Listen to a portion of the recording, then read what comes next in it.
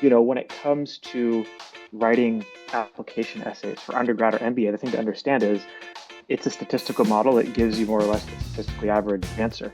And when you're applying to something and the whole endeavor is to stand out and be unique and be authentic and be yourself, it's kind of the opposite of what you want. You don't want to be the statistical average. You don't want your voice to be the statistically average voice, and you don't want your experiences to be the statistically average experience. So being inauthentic because you used AI versus being inauthentic because someone else wrote it for you versus being inauthentic because you used AI and then used an AI obfuscator. Like, it doesn't matter. The problem's not AI, the problem's inauthenticity. And no tool will ever solve that. And AI will never be able to solve that. So AI can't actually kind of do that. And the way I coach people is like, there's obvious spelling and grammar errors, just like fix them. And if you want to use AI to fix them, that's fine. Like, catch them and fix them, that's all good. But when it comes to syntax, if there are things that sound a little bit awkward, but they sound like you, keep it. That's kind of my framework. Hey, MBA Hopefuls, we are on the air with MBA Waves, talking all things business and education. Today on episode 164, we're going to revisit the now very mainstream reality that admissions offices are truly grappling with worldwide, actually, artificial intelligence. Today, we are here to talk about what do AI-generated essays do and not do, what are some intelligent ways to use AI in the admissions process, and what might be the future of AI usage.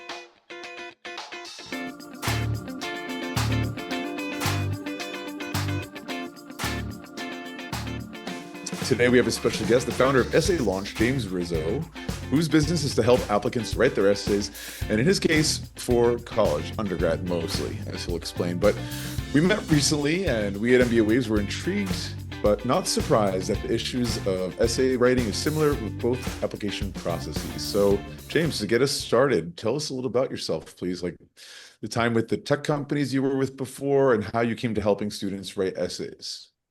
Absolutely. Thank you for having me, Eric. So, about 10 years ago, I won a graduate scholarship called the Schwartzman Scholarship, which is kind of like the Marshall Scholarship or the Rhodes Scholarship in terms of the way it was structured. And, because it was a very selective thing, ever since winning that, people just kind of started hitting me up and saying, hey, can you help me with my essay? Or can you help my friend's kid? They're applying to college because, you must know what you're doing having won that scholarship. But essay writing and education, it was not really my thing. After I did that graduate program and got my master's, I started working as a product manager at Intuit. And since then, I spent my whole career in tech as a product manager at Intuit. And then most recently as a group product manager at Lyft, overseeing a team of product managers in one of Lyft's product divisions. But by the end of 2024, I was feeling a little bit burnt out. By that, it was a very intense and stressful job. And so I just decided to take some time off from work and think about, what I wanted to do next. And, helping and mentoring students with their college applications was something that, I enjoyed doing it. And I kind of realized, this is a real job. People need help with this. And so I just started slowly putting myself out there as somebody who, could help, and started sort of organically getting clients and really started my practice that way. And the background in tech gives me a really unique and interesting perspective on the issues that a lot of people are grappling with right now when it comes to AI. Because as a product manager, I had worked with AI. I had sort of worked with it in production systems at scale. I understood how it worked, and so it was a perspective that I felt I could bring to the college application process because I understood the underlying technical mechanics. And so now I'm really I'm still doing consulting work in the tech industry part of the year, and then I'm sort of helping people with essay writing full time the other part of the year. And that's how I Yeah, I'm ended up glad to where I hear am. you. I'm glad to hear that you find essay coaching and consulting a real job. Can you get into some of the like you're just talking about, you understand the technical piece of it? I think our listeners would be, and I'm certainly really interested in hearing. Tell me a little bit about what is that? What is the Yeah. technical piece? Yeah. So if I were to simplify it, a large language model is a statistical model. And the way it works is it reads sort of billions and billions of lines of text, which is its training data. And it breaks down those text into something called tokens. Token can be a word, it can be a part of the word. And what it does is it learns statistical associations between words. And so, one of the examples that I gave that I give is like, if you type into an AI model, my sick grandpa spent the week blank, the continuation resting at home is statistically much more likely to follow than base jumping, you know? So those tokens just get higher scores. Then it sort of goes through a number of processes to refine, right? It goes through a cycle of human feedback where human readers are actually scoring the outputs of the model, further adding to the statistical associations between them to help the model understand what kinds of responses should it give when. And then there are other mechanisms at play. One of them is called like temperature, which basically controls the amount of randomness that gets introduced into the model, how far down the probability rankings should it reach to produce a given word, to make the answers more interesting and more variable. And so, when it comes to writing application essays for undergrad or MBA, the thing to understand is it's a statistical model that gives you more or less the statistically average answer. And when you're applying to something and the whole endeavor is to stand out and be unique and be authentic and be yourself, it's kind of the opposite of what you want. You don't want to be the statistical average. You don't want your voice to be the statistically average voice, and you don't want your experiences to be the statistically average experiences. And that last piece, temperature, it's a very insidious trap because its function is to fool you into thinking that this is unique, it's interesting, but it's not, because thousands of other people are submitting the same thing. So I really coach people to not hand AI the pen, to not use AI generated text when writing the application essays. Are you having them use it at all in the process? I don't direct them to use it necessarily when I'm working one-on-one with somebody, but there are ways to use it. And I think the best way to use it is for journaling prompts, because I think really the best material for an essay comes from a place of self-reflection. It comes from a place of authentically knowing oneself, knowing what experiences has shaped who one is today. And that can be hard to just like sit there and try to think of that. So, you can ask AI for reflective journaling prompts on experiences you want to write about. And then you can write the response yourself. That's totally okay. And that's actually a great way to use AI.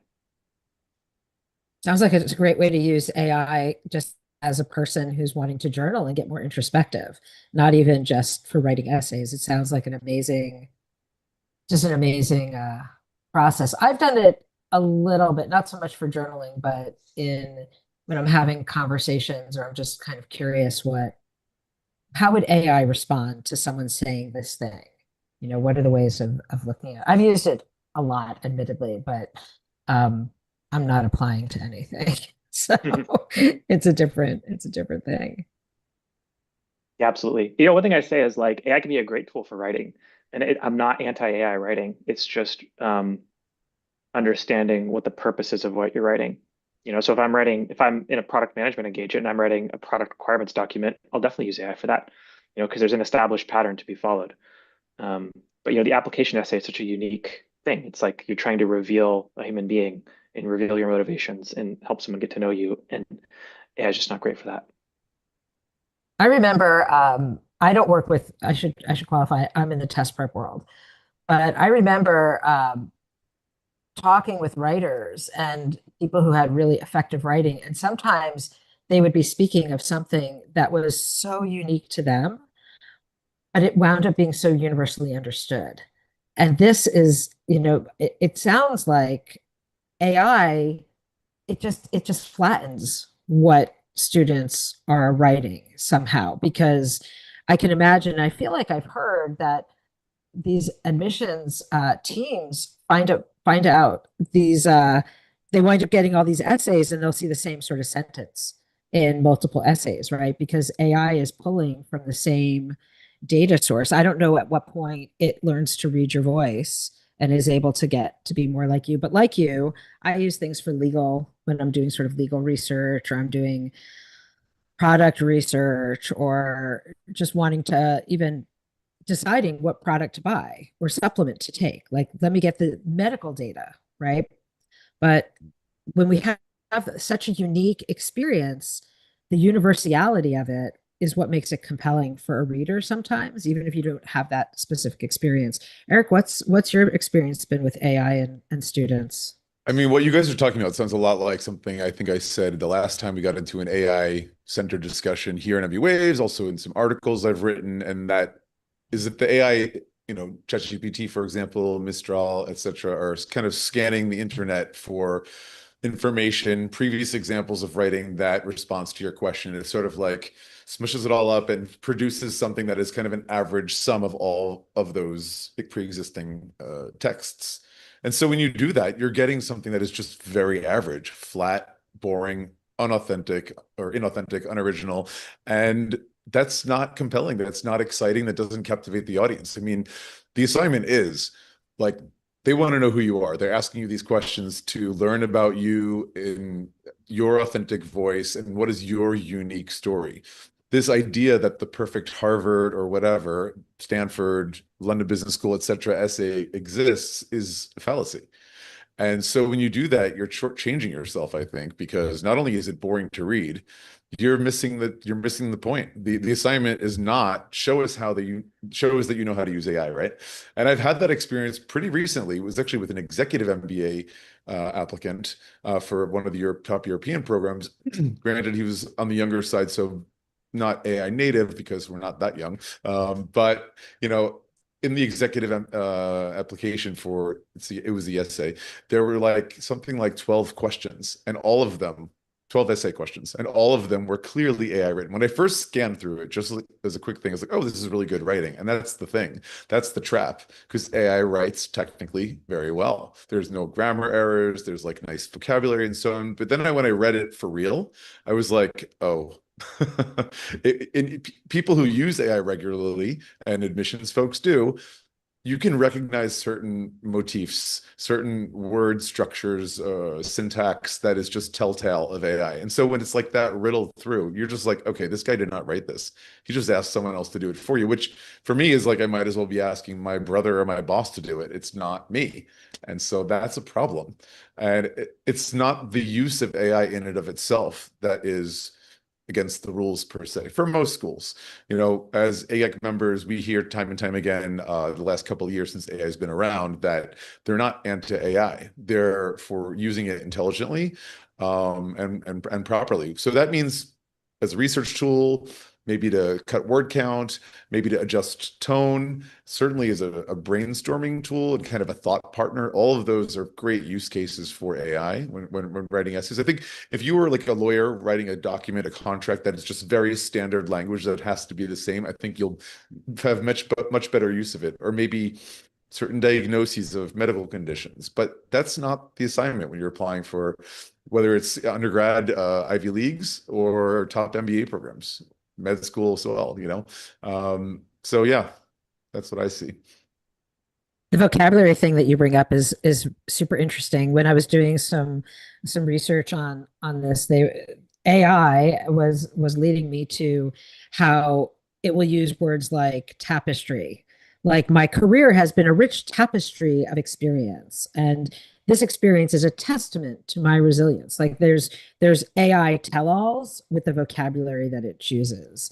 And I wonder if there's a way of eventually, and I'd be curious to hear, James, if you know anything about this, like, has is AI set to actually become even more specific so that it can become more real, and so it isn't latching onto these sort of cliche words that are going to be very clear for the reader that it is AI. Do you know anything about that? Yeah, I mean, so I think what you're talking about is how does AI obfuscate the fact that something was written by AI, right? Which is Uh-huh. a really rich topic because um, there are tools, AI tools that do this, that purposefully obfuscate. And basically, what they do is they reverse the process of like these types of words have a very high level of statistical association with each other, and then you throw it into a tool that finds words that have a lower statistical association. So instead of transfixed, it's surprised. Instead of tapestry, it might say like a number of different things, or A something maybe a little weave. more or weave or a little bit more Yeah. awkward, right? So it can be done, but I want to emphasize that the point in the college application process or the MBA application process, it's not to obfuscate the fact that AI was used. It doesn't matter really to an admissions officer if AI was used or not. It's the underlying reason why, because the underlying reason why the essay is a problem is that it's inauthentic. So being inauthentic because you used AI versus being inauthentic because someone else wrote it for you versus being inauthentic because you used AI and then used an AI obfuscator, like it doesn't matter. The problem's not AI, the problem's the inauthenticity. And no tool will ever solve that. And AI will never be able to solve that, you know? And so I think, and if I were to like break it down even further, when I say authenticity, what do I mean? I mean your voice and I mean your experiences. When it comes to your voice, technically there is a way to get AI to do this. If you can feed AI tons of training data on what you sound like, you can produce like 200 writing samples and feed them all. Eventually, the AI is going to get good at mimicking your voice, but that's not a good use of your time. It's like just write it at that point instead of writing 200 writing samples. And then when it comes to your experiences, I can never do that. No matter what, no matter how sophisticated it gets, no matter how like the most sophisticated AI in the whole entire world is never going to be able to deeply know and replicate your experience because mathematically, the combination of your psychobiology and your life experiences is one in a bajillion. That's the math problem, right? And so it's just never going to happen. So I would say um, it's always going to be easier to look inward and Yeah. express what feels true and authentic. James, you mentioned how, loading the AI with 200 examples of your writing is not a good use of your time. And I firmly agree. I Right. mean, the task of writing is actually a beautiful thing. It helps you attain more focus on your own career path. And I feel like why would you do yourself this disservice to not go down that journey? I mean, the admissions process is just that. It is a journey. And when you work with a consultant, you have somebody that sits there who knows the schools, who knows what they're looking for, who can help directs you, kind of like a guide on your journey, helping you focus on what's important and what's not. But if you're just robbing yourself of that experience, I think you know yourself far less. And part of the experience of doing that helps you when day one begins of that MBA, you can hit the ground sprinting because it goes fast. Like, if you're doing a typical 2-year American MBA, you have the internship over the summer where in September, just when you start, you're already looking for that summer internship, because especially careers like investment banking, private equity, VC, like if you're not in that intern class, you don't have a job. There's some of the more competitive fields like that. So it's super important. The other thing I think we should remind our listeners is that read the directions. Schools are all schools out there, whatever kind of school, are tuned into that students are using AI, and that's a good thing. So they very likely have a policy about this, and it's your job as an applicant to read that policy and make sure you follow the instructions and their policies. If it's not immediately obvious in the admissions page of the website, I suggest looking in the school's code of conduct, or perhaps they have a page that talks about plagiarism and academic honesty and integrity. It's often going to be in one of those places, because while schools most of the time these days in 2026, 2027 admission cycle are saying it's not banned, the policy can differ. Sometimes you might have to declare it. There might be a box to check, or within the essay itself. I've seen different varieties of this, so it's important to keep that in mind. For each school, it's going to be a little bit different. Make sure you follow the rules so you don't get dinged, aka rejected, without realizing why. What I read also is that if you wind up using AI and you have interviews and you're not able to produce what you've actually been speaking about and being Totally, authentic in speaking about it, that's going to be a ding, right? So totally. it winds up working against you if you don't actually adhere to the process, which also Yeah, there brings can. up what are schools doing in addition now? Like, are they doing interviews? Are they doing video meetings? Are they having a panel of people? I don't, what are both of you seeing how schools are adding? I mean, they might I have was also going to had these ask. things before. I was going to ask you that too, James. Yeah, are you in the undergrad level? Are you seeing video essays being included in the application process before shortlisting for the interview? It's interesting. So the admissions officers I've talked to in the panels that I've sort of attended of them, it almost feels like this is a little bit of a non-issue to them.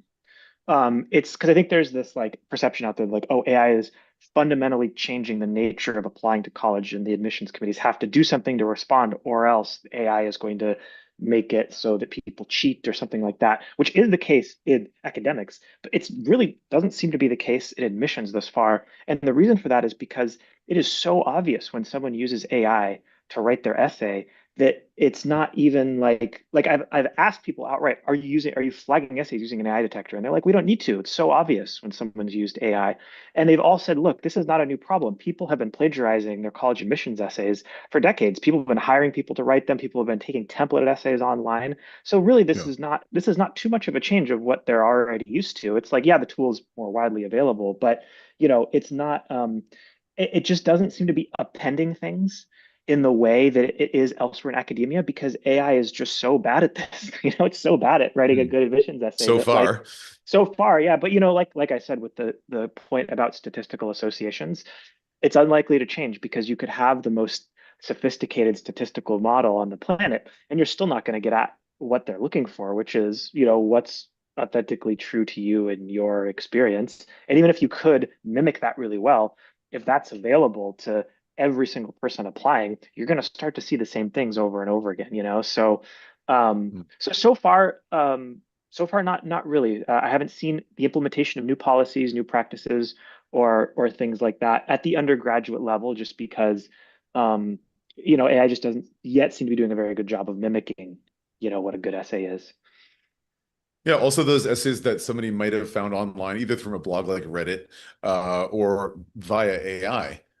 That essay that got someone else in, who knows how many years ago, right? The policies have changed. The question may have changed. Certainly, the staff could have changed. When the staff who's reading the essays has changed, they may have different perspectives on what's important, what's valuable. Of course, as time goes on, we have changes in technology, not just AI, politics, social movements and so forth. So the way things worked then for that particular person and those circumstances may not at all work for you. And maybe the person who got in with that essay for whatever school they're proud to post on Reddit, maybe they get in despite their essay, not because of it. Maybe they were just great in other ways, where the competition was weak that year. They got in, and it was not at all thanks to their essay. And so there's a lot of bad information out there and bad AI responses based on those things.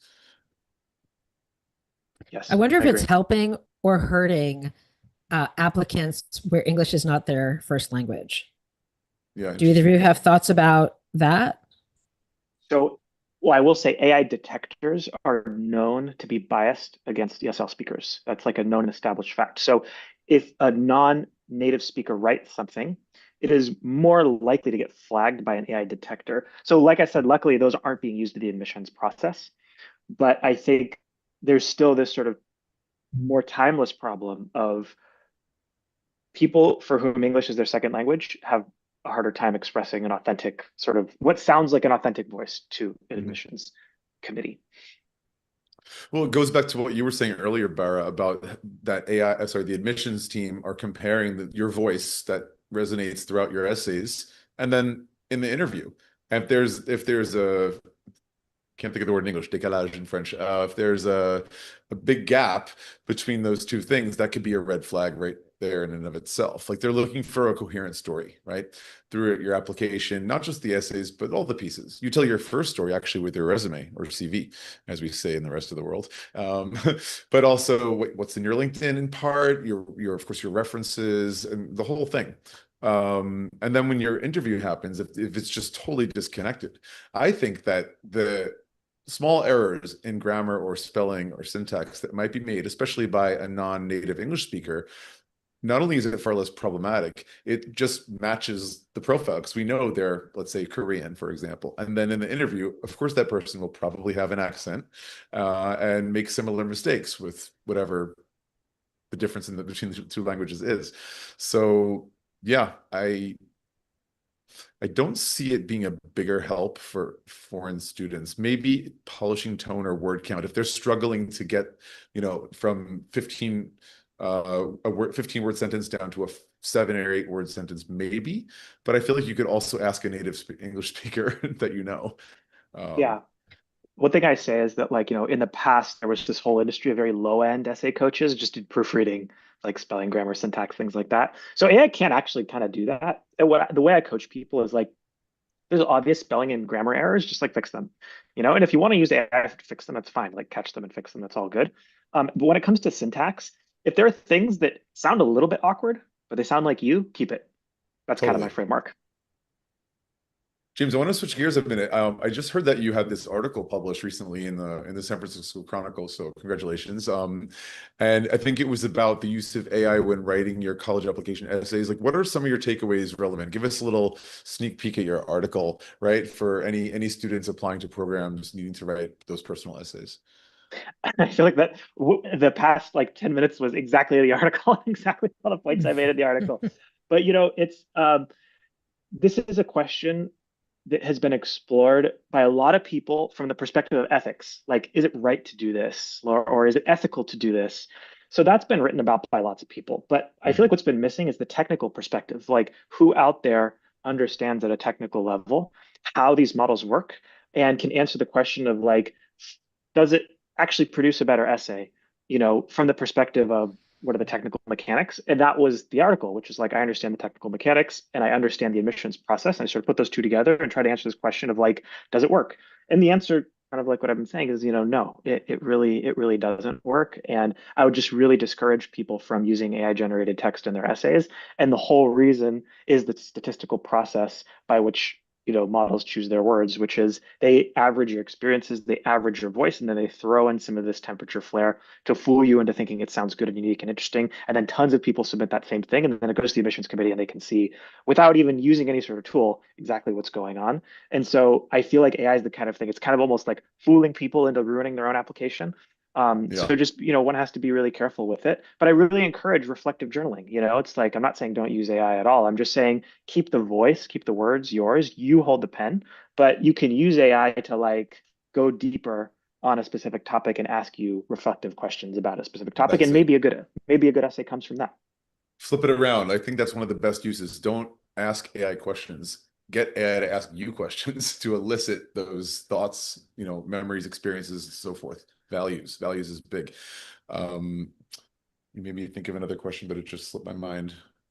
Well, Farah? I just have something interesting that came up when we were talking about other non-native English speakers, which I wanted to bring up, is that some cultures don't embrace that real authentic voice. Some cultures will really repress it or not champion it. And so that's got to be really interesting. Like, let's say they did use AI and all of a sudden they're actually opening up, but in an interview, they're not really able to. Or let's say that they're just having a really hard time being able to open up because their culture, they come from a culture that doesn't support that or train that. And so I think that that's a pretty interesting. It's interesting to me that you say, James, that AI is able to tell when English is not someone's native language, or maybe someone is a native English speaker, but their particular culture or subgroup doesn't support that kind of expression or that kind of revealing or opening. And what do you do as a admissions consultant or an essay support person to get them out of that place? Yeah, I mean, I think this is the whole job, the entire job of what I do. And I will say the reason I do what I do, it's not because I'm passionate about writing, even though I am, I like writing. And it's not necessarily because I'm passionate about admissions per se, even though I know a lot about it. Really, the reason that I do what I do is I want to help people through this process, of looking inward, of reflecting, of discovering what's true and meaningful to them. Because that's not just about the essay, that's the thing you're going to use over and over again throughout your career. And applying to college is a great time to get started. And yes, you're right, other cultures don't champion this, but like our culture also doesn't champion this like in schools and stuff very well sometimes too. So, what I do is I generally, what I'll call it is like asking the five whys or the six whys or the 10 whys behind something. And once we can kind of get to the root, oftentimes the essay just flows naturally. So I'll give an example. I was working with a client and um, I asked about, we were having trouble trying to figure out what do we write about. And I started asking about, well, what objects are meaningful to you? Like what kinds of things in your house elicit emotional resonance? And they said, oh, this desk. I'm like, well, why this desk? Because I built it with my dad. Well, why is that important? Well, because my dad and I share a really special connection. Well, what's the nature of the connection that you share with your dad? Well, I'm really shy. He's very extroverted. Um, he helps me be less shy, more extroverted out in the world when it comes to, jobs or talking to girls or making friends or whatever. I'm like, oh, that's interesting. Kind of sounds like, your dad almost doesn't accept you fully for who you are, because some people are introverted, some people are shy. That's a natural characteristic, Mm. that people have in the world. And also it's the truth that you're disadvantaged if you're shy, right? Like it's harder to get jobs, it's harder to make friends because that's the way our society works. It prizes one sort of communication style over another. And also it's a fact that who you truly are psychobiologically is probably more introverted. So we went down this process and the essay became about the process of navigating the world as someone who is a certain way in a societal context that doesn't necessarily reward that. How do you go about the world in that way? How do this line between be true to yourself, but also you want to get jobs and you want to like have friends, and like how do you navigate all that? What was your experience? And so we started from a desk and we got there. So that's like an example of the process of what I think a really good consultant does is really help get to the underlying thing and help with the expression of that underlying thing. Now that is kind of a very undergrad essay. I don't know if that would work very well with MBA, which may be a little more professionally focused, but I think the underlying principles are the same. Oh, definitely. And allow me to respond to your point about the MBA world. I mean, you are right that the world, especially the business world, often rewards the extrovert over the introvert. So that could put someone at a disadvantage. And I've worked with clients who sometimes I can tell after getting to know them a bit, they are more on the introvert side because I don't believe it's black or white. I think it's a spectrum, and I think in different situations we can all flip around, and there's all that. I think we're all omniverts, to be honest. I'm not into that BS term, but anyway, for people that tend to be more introvert in those situations, I try to encourage them to embrace it. Because again, when you start faking it, you're not being authentic, and people have really good BS detectors, especially in admissions offices. So, one, be authentic. Two, some of the best leaders out there identify as introverts. I think it was something like they interviewed in Forbes or Fortune 500, and it was actually some majority of the top leadership CEOs were like, oh yeah, I'm an introvert, and they can turn it on when necessary in certain situations. But that introvert character brings different things to the team, different advantages. So I want to encourage people not to be afraid of their introversion and to be self-aware and to be able to talk about it or the balance of those two ends at the same time. Barra, to your previous question about non-native English speakers and their different cultures that may make them not as open. I think it very much depends on goals. Certainly in the MBA world, if somebody's applying to an MBA, say in the United States or the UK, and they're coming from, say, I'll use the example again of South Korea. If their stated goal in their essays talks about relocating to the US after that program, then yeah, they need to be able to express themselves in a way that is sort of like Western standard or American standard, which tends to be a lot more open. If, however, they're talking about, no, I want to come to, say, Georgetown, right, McDonough, and do an MBA there because I really like the quality of the education and the network that I'll build there, but I want to take that degree and come back to Korea where I come from and use those skills there. This is my specific goal, XYZ. That would be far less of an issue if their personality through the cultural lens they come through doesn't tend to allow them to express themselves in the way that we do in the West, if that makes sense. And finally, coming back to James, because you made me think of a lot of stuff, guys. It's great. Good conversation. In the undergraduate world, have you seen or heard feedback from admissions folks at undergrad programs that not using AI at this point in 2026 would be a red flag? Like, is it like, oh, there's just AI illiterate, or that makes them not trustworthy? What have you heard? I've never heard that. But not, yeah, sorry, I've never heard that in the context of the college application. Mhm. Yeah. So I think the admissions officers set forth the guidance and the goals about like what they're looking for, and like, and then it is kind of up to the applicant to determine how to get there, whether it's on their own, whether they work with a consultant, work with AI. Um, Mm. and my guidance is just that like AI generated text in the application essay specifically, in the personal statement, in the supplementals, the PIQs in the case of the UC system, not a good idea. Now, could you use it to refine the activities list? Like, hey, I've got 500 words and I need to cut it to 300 for my activities list. I think you could probably, I think, you might be able to use it for that, right? Because, um, voice is a little bit less of a thing in the activity list. And it's just like, how do you convey this information in the right format? So, there are probably places for it elsewhere in the application. Um, But sorry, that was a long answer. To answer your question directly, no, I've not heard that from, a Okay. management organization. Because in Yeah. the MBA world, yes, certainly. Like, I can't name names, but like, again, Barry and I belong to this organization called AGAC. We generally deal with, like, say, the top 25 American MBA programs, top 8 or 10 European programs. And if I were to do like we sort of did this unofficially, but maybe like more than half were kind of like, yeah, it'd be a kind of a red flag if they're like, oh, we don't use AI at all. Because for the reasons I cited, it's like, oh, you're AI illiterate. That's kind of like going to be a stumbling block for you because we know that companies are looking to hire people that already have a decent level of AI familiarity, fluency, experience. So if you're coming in with zero, it's like, well, we have to start from scratch. And also you're doing an MBA, which is super intense. And on top of that, if you're doing it abroad, you have to get used to the new culture and language, perhaps, even though the program's all in English. Yeah, or the other reason maybe that doesn't add up. Who's not using AI and why? You know what I'm saying? So yeah, in the MBA world, I would say more schools seem to be saying that would be of concern, not necessarily a point of rejection, but concerning. I find myself saying a lot that not just applicants, but even like kids, like we need to have our youth, of people in general, become more and more AI fluent, but balancing that without being AI dependent.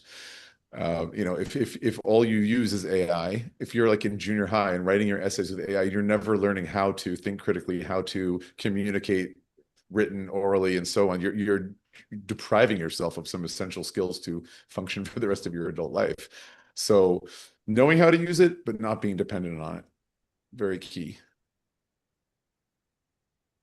Yeah, I don't think we've got time to talk about the cognitive what is it called? Cognitive Yeah. debt that we talked about a couple years ago with Petya and with Adam Marcus. Yeah. And I think, folks want to listen to that. We do talk about the MIT study, which I don't know if it's been redone, but it's super interesting what AI is doing to our brains. But just like imagine 30 years ago, if someone was going into a graduate program or college and they weren't using not a laptop, if they weren't using a keyboard and they were only using a typewriter, only writing by hand. I mean, I don't think a school would say no. I don't know if that ever came up at all. But now this is a new skill set that people need to know how to use in order to make things easier in some ways, but then again, not with finding and articulating our authenticity, our voice, our experience, what we're doing in the world. So I think that that's super interesting. And I wonder if there's a difference between a business school applicant and a liberal arts applicant or an art school applicant, or, that I wonder if there's differences between the different kinds of programs that people are applying to, like the D school, like a design and business school versus something that's dealing with banking, right? Finance. So really interesting discussion. Thank you so much, James. You're welcome. Yeah, I've got so many thoughts on yeah, just the like philosophy for using AI, but I don't think we have time for my soapbox on that one. You'll have to Kind come of back. putting on the product management sort of hat on that. But yeah, I'd love Well, to come back. yeah, you have to come back and talk about it. I mean, it's not a topic that's going away, right? This Yeah, is something exactly. that it's getting better and better constantly and refining, and there's so many use cases for it. So we'll certainly love to have you come back, especially when you get to LA. Yeah, so far, I mean, it seems to me that the one major thing that AI lacks across the board is that judgment that only a human seems to be able to provide. And especially when you have that from somebody who's been in the game for so long, who knows, not only what good writing looks like in the context of a college or MBA application, who knows the schools well, who just gets it. That judgment, no robot has been able to reproduce even close yet. So good thing for us for that. I don't know how much better that will get. And I don't just mean in college essays, but judgment with AI. I mean, when it comes to, say, any management decisions, somebody either being fired or promoted, military decisions. I mean, just judges, police officers. This is where it gets really dystopian, right? And I think we need to keep judgment with the humans. I think this is a big philosophical question because I'm thinking about Mm, we might be better off with some AI right now than what we've got going on for the United States right now. Well, look, I mean, right. if I could simplify my soapbox position for like a 3 minute spiel on all these questions, at the end of the day, you as a user of AI, you are now a manager. And if you as a manager hire somebody for your company, say, can you do this for me? And don't give them any context, and they come back and they do it wrong, and then you fire them, you're not a good manager, because good management involves three things. One is you have to give someone enough context to be able to do a job. Two is you need to define what success looks like. And then three, you need to give them feedback after they've done it. And you need to do that over and over and over and over again until that employee becomes trained to do that job. And then once they're trained, you can start handing them more and more complex tasks and keep going through that process of more context, refining the definition of success, giving feedback. And it's like good, from the MBA perspective, it's good management 101. And Yeah. so this is the framework for any problem. And this is the playbook for using AI for any problem. With the college essay, my perspective is you don't hire someone to do that for you, period, even if they're a good person. But for other tasks, it's like, would you hire someone to do it? And if so, how do you train them? How do you give them context? How do you define success? It's really that simple. For any job in any industry. And that's a hard problem. Management's a hard problem, which is why hasn't taken over the world yet, but we're getting better and better at it. And AI is going to be eating more and more and more tasks because, we're going to learn how to scale it in that way. Awesome. Well, I think that's a great place to wrap it up. James, we want to thank you so much for joining us today. It was a really interesting and I think relevant discussion. And as Barry said, we'd love to have you back again someday on a future episode. For all you out there who listened, you can find James Rizzo on LinkedIn. We'll pop the link in the video or the audio chat at the end of the day for his website. And well, stay tuned for the next episode. Take care. Bye, everyone. Thanks, James. Bye. Thank you all. Bye-bye.